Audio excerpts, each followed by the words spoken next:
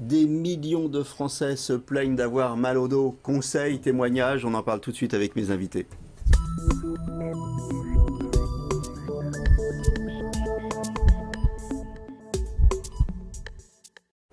Alors avec moi sur le plateau, Bernard Gauthier. Bernard Gauthier, vous êtes kinésithérapeute, et Josiane Blot. Et vous, entre autres, parce que vous avez plusieurs pathologies, mais entre autres, vous avez mal au dos. Et donc ça remonte à quand, ce mal au dos? Ça a été diagnostiqué une première fois en 94, lors d'une opération. Et on m'a dit que ça regroupait mon souci regroupait plusieurs pathologies, dont ce mal au dos. Voilà. Au début, j'avais pas trop mal au dos, je pensais bof, bof, bof, bof, mais non. Et puis voilà. Et donc ce mal au dos, il s'est installé. Alors il prend quelle forme? Qu'est-ce que vous ressentez? Une forme chronique, douce, amère, et qu'il ne faut pas oublier. Surtout ça. Alors vous en parlez comme si c'était un gâteau, douce, amer. Vous l'avez apprivoisé, vous le connaissez en fait, ce mal de dos. Il me suit, il suit mon chemin, tranquille, voilà. Et un ami, ennemi, ami, mais faut pas l'oublier surtout. Parce qu'il faut vivre avec, faut pas être... On n'est pas d'accord avec la maladie, on n'est pas d'accord. Mais on doit l'apprivoiser, le faire le mieux possible pour aller un peu plus loin dans le bout de chemin. Et à chaque peine sa journée, mais tranquille, on y va. Et il faut avoir son petit réseau tranquille de médecins praticiens et tout ça. Et puis aussitôt que ça va pas, on va voir le kiné qui peut essayer de vous remettre et tout ça. On doit pas. Alors, vous dites qu'il ne faut pas l'oublier parce que si on l'oublie, lui, il se rappelle à vous immédiatement, c'est ça? Tout ça? Il arrive. Tout de suite, il vous rattrape. C'est sournois. C'est un truc très sournois. On se dit, ouf, on l'a oublié, on l'a oublié. Non, lui est là, il est bien caché. Et le jour où on ne fait plus rien, boum, il arrive. Et là, c'est plus dur à se remettre. Le problème n'est pas de faire petit à petit. Le problème, c'est que il faut refaire l'étape d'où on est. C'est en dents de scie. Et on doit toujours, comme les sportifs, progresser, mais ne pas régresser. Et ça, c'est difficile. D'accord. Et donc, si on oublie son mal de dos, en fait, on régresse. À un moment, il se rappelle à vous. Et là, il faut refaire le chemin. Refaire le chemin inverse. Alors, revenir à sa position initiale, essayer de revenir le plus vite possible, mais c'est difficile. Et après, essayer de gagner du temps sur le temps. Mais pas facile, pas facile. Alors, quand vous dites ce mal de dos, il est sournois, c'est quoi? C'est quel type de douleur? On ne peut pas trop le décrire parce qu'il ne me paralyse pas, il ne me bloque pas, mais il m'affaiblit. Il vous diminue? Il me diminue. C'est la colonne vertébrale en elle-même, ce sont des osselets, et on sent que ça part. Ça part à lambeaux, des lambeaux. Alors il vous diminue, ça veut dire qu'aujourd'hui, vous faites très clairement beaucoup moins de choses que vous pouviez en faire avant. On est obligé de s'adapter. Voilà, on ne peut... Et puis on y a l'âge aussi. Au début, quand on est jeune, on peut faire des choses et tout ça. Puis quand on commence à avoir un peu moins d'âge et tout ça, Alors qu'est-ce que vous faites aujourd'hui et qu'est-ce que vous faites plus? Est-ce que par exemple aujourd'hui, vous faites encore du sport? Alors, on m'a dit, entre guillemets, que le sport est à haut niveau, c'est pas possible. Les perspectives, mais un sport d'entretien qu'il faudrait que je fasse. Oui, que vous faites pas. Mais M. Gauthier me sauve la vie. Hein. Et il faudrait, et ça serait bien. Bon. Mais les leçons, on en a plein dans la vie.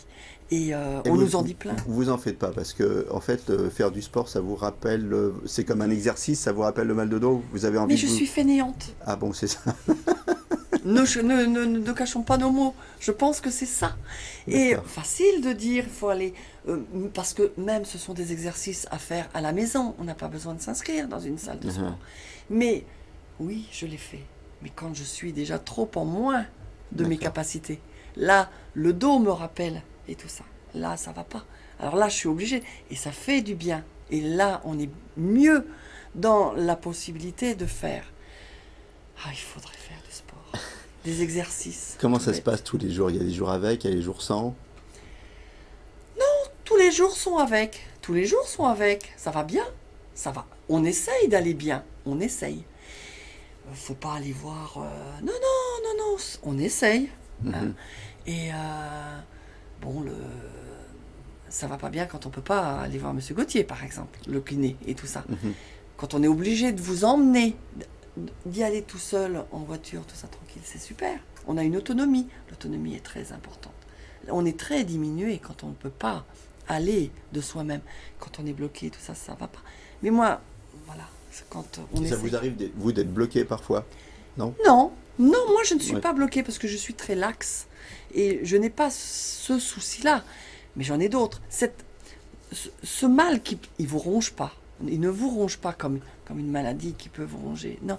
Mais elle est là, à côté de vous. Et il ne faut pas faire un faux pas, trop de faux pas.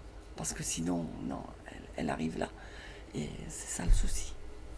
Alors, on va se tourner vers vous, Bernard Gauthier. Le mal de dos, alors vous avez une colonne vertébrale là, juste à côté de vous. Alors c'est utile parce qu'on va mieux comprendre comment ça marche, qu'est-ce qui fait finalement qu'on a mal au dos. On va parler des postures, de tout ça, mais expliquez-nous. Alors ce mal de dos, ça vient d'où? Alors, cette colonne vertébrale, donc ce dos, là on a la partie avant du dos avec le bassin qui est la partie intermédiaire, et en dessous nous avons les jambes, donc la moitié du corps est constituée par le dos, ce qui veut dire que tout ce qui est en dessous, au niveau des membres inférieurs, aura une influence sur le comportement de la colonne vertébrale. Alors la colonne vertébrale, qu'est-ce que c'est? Ce sont un certain nombre de vertèbres. Tout en haut, sous la base du crâne qui est ici, nous avons les cervicales, les 7 cervicales. Ensuite, d'autres vertèbres qui n'ont pas tout à fait la même forme et qui ne sont pas dans la même courbure tout à fait, hein, qui sont les dorsales, 12 dorsales. Et puis on arrive aux lombaires qui ont un corps beaucoup plus important que les cervicales, par exemple, au nombre de 5. Et tout ceci, tout ce qui est en haut, s'articule et arrive sur une partie qui est la base, qui est le sacrum, donc c'est l'os qu'on sent derrière, en bas de notre dos, qui lui est un ensemble fixe et qui s'articule, mais beaucoup plus modestement et beaucoup plus modérément, avec ces 2 os qui sont les os iliaques, donc c'est les hanches, que nous avons de chaque côté de notre bassin ici. Donc on a une zone mobile qui s'articule avec une zone qui l'est beaucoup moins. Donc des pressions très importantes qui vont s'exercer sur les éléments qui sont entre les corps vertébraux, qui sont les disques intervertébraux. Mais ces parties articulaires qui sont importantes, donc le corps vertébral avec le corps vertébral qui est au-dessus, avec le disque intervertébral, il y a aussi derrière des facettes articulaires qui sont également très importantes et qui bougent. Quand on fait ce mouvement de pencher en avant, on voit les facettes, voilà, qui sont ici et qui se déplacent et qui glissent l'une sur l'autre. Donc il arrive que dans des situations particulières, ces facettes ne bougent pas. Hein. Donc on s'intéresse beaucoup au disque intervertébral parce que ce disque intervertébral, en fait, il est fait de 2 parties. Il y a une partie qui est sur le plateau, qui couvre tout le plateau, qui est faite de lamelles, et à l'intérieur de ce disque, il y a un petit noyau. Et souvent, le problème, c'est ce petit noyau qui se déplace. Quand on penche en avant, il va venir en arrière. Et si on va un petit peu trop, là, vous avez cette imitation de nerf.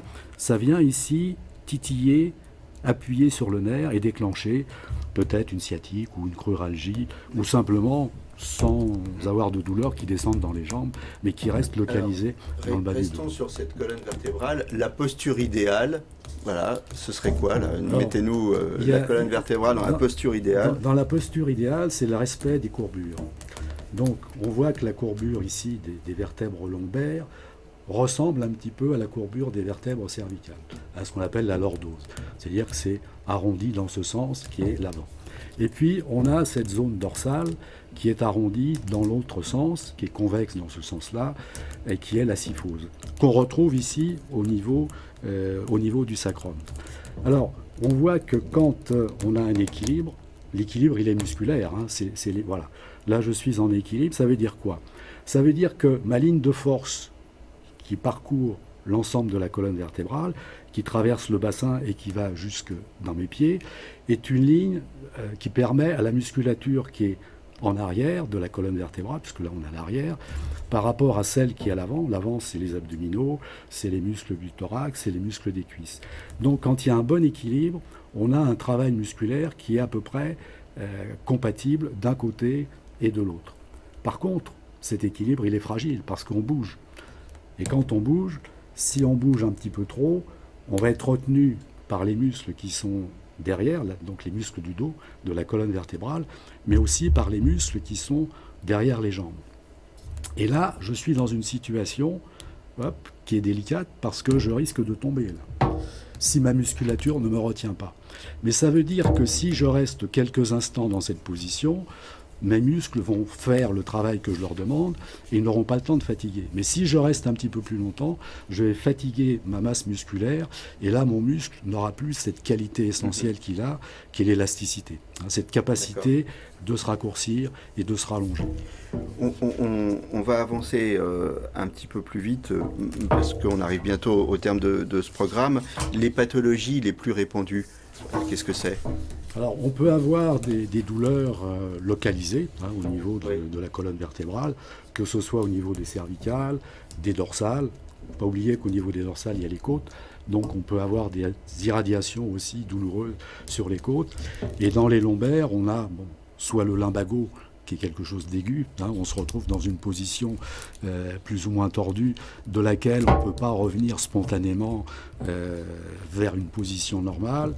Et puis les pathologies plus importantes qui sont comme la cruralgie, c'est-à-dire une irritation des racines nerveuses qui constituent le nerf crural, ou alors des sciatiques un petit peu plus bas, où le processus est le même, c'est le disque, le noyau du disque intervertébral qui vient titiller donc une des racines du nerf, mais ça peut aussi se produire sur le trajet du nerf. On peut avoir des compressions, des spasmes musculaires qui déclenchent ces douleurs. En 2 mots, la bonne posture. La bonne posture, c'est la posture où on n'est ni trop en avant sur les pieds, sur les orteils, ni trop en arrière sur les talons. Quand on est assis, on est au milieu. Bien droit. Alors quand on est assis, on retrouve les mêmes principes. Si on peut se caler, on se cale le dos pour éviter la fatigue. Les mains, on les pose sur le plan sur lequel on est. Et si on est à l'ordinateur, on regarde bien droit devant et soi, on aligne l'ordinateur. On essaye de regarder. Mais tout ceci, n'oublions pas que nous sommes en mouvement, donc on doit bouger. Et une position qui est bonne, finalement, si elle est maintenue trop longtemps sans une compensation, devient mauvaise. Très très vite, les sports, pilates, zumba, natation, vélo, à quel âge ? Tout est bon du moment qu'on peut bouger. On peut commencer très jeune. Tout est bon. Ok, donc il faut se muscler. La sophrologie, le yoga, tout ça, c'est bien ? Ça aide énormément, oui, ça aide énormément parce que dans la composante de la douleur, il y a aussi une composante qui est une composante émotionnelle, qui est une composante de stress, de tension. Et quand on peut limiter cette tension qui est peut-être utile pour un certain nombre d'activités, ça devient inutile quand ça limite les mouvements et les capacités. Justement, cette composante émotionnelle, on finit très vite avec ça. Le fait qu'on s'occupe de vous, qu'on vous papouille un peu, ça fait du bien. Ça fait aussi. du bien. Ça rentre dans le traitement, en fait. C'est un tout. Moins de stress, moins de tension, moins de mal de dos. On essaye, mais quand même, même s'il n'y a pas de stress et pas de tension, même le mal de dos, quand même, il ne faut pas l'oublier, quand même. Il est là. Il est là. Il y a une expression populaire qui dit « j'en ai plein de dos ». Donc quand on est stressé, on en a plein de dos. On en a plein de dos. Voilà, c'est sur ces paroles qu'on va se quitter. Je vous remercie à tous les deux d'être venus sur le plateau et portez-vous bien. Merci.